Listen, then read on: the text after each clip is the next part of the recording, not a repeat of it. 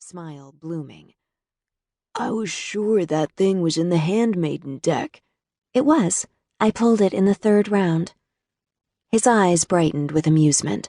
He had such an innocently handsome face, but it belied his strength and passion. Like me, he was fiercely loyal to the pack.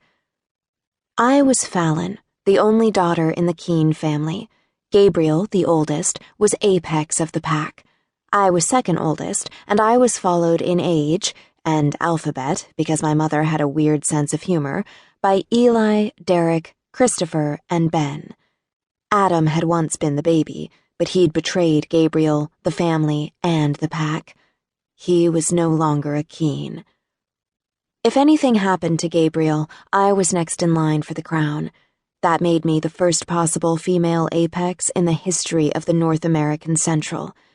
Technically, Gabriel's son, Connor, was the heir apparent, but he wasn't even a year old yet, and control of the pack couldn't pass to an infant. For now, that made me the runner-up. It also made me the biggest shape-shifting prize in the country.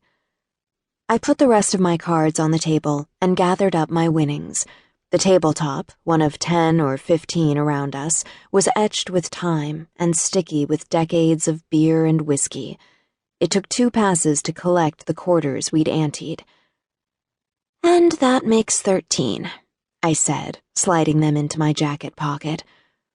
"I'm pretty sure I've won 9, Jeff said with a smile, pulling the rest of the cards into a tidy deck. "We're still close, nearly evenly matched." He'd meant the cards and us, the game in which we'd both been pawns. My stomach tightened. "I'm sorry," he said, reaching over and putting a hand over mine. He must have sensed my dismay. The contact sent a jolt of magic and emotion through my body, that sense of belonging and familiarity that Jeff Christopher triggered with every touch and heart-rending smile. But he wasn't for me, and that's what it all came down to. I pulled back my hand, glanced at my watch. "No worries, but I should be going." He tried for a smile, but it wasn't convincing. "Are you going to turn into a pumpkin?" "I have to meet someone," I said, and those few words were enough to make the cheer in his eyes fade away. His doubt only lasted a moment, his eyes steeled with determination, and he settled them on me. "Someone?" he asked, but he didn't wait for me to answer. "A potential mate, you mean?" The pack believed every apex needed a companion, a man or woman strong enough to help the apex hold the pack. Since I could one day be that apex, it fell to my family to identify potential mates.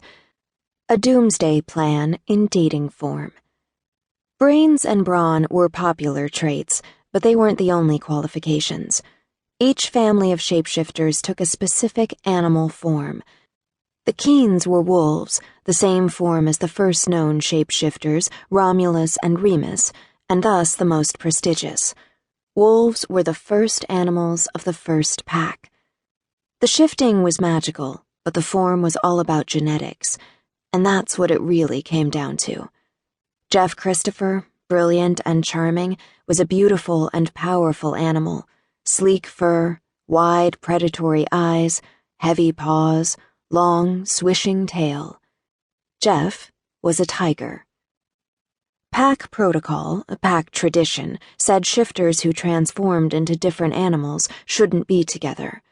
Sure, some people ignored the rules, but those people weren't members of the Apex's family, and they certainly weren't second in line to the throne.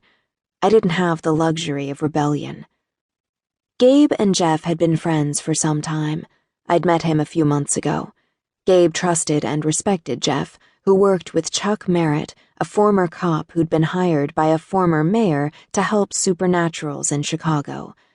Chuck Merritt's agency was no longer official, but Jeff and his sorcerer colleague, Catcher Bell, still volunteered to solve supernatural dilemmas. Gabe hadn't stopped our friendship or complained about the time we spent together, believing we'd drift apart eventually.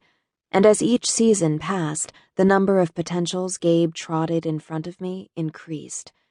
Jeff was good people.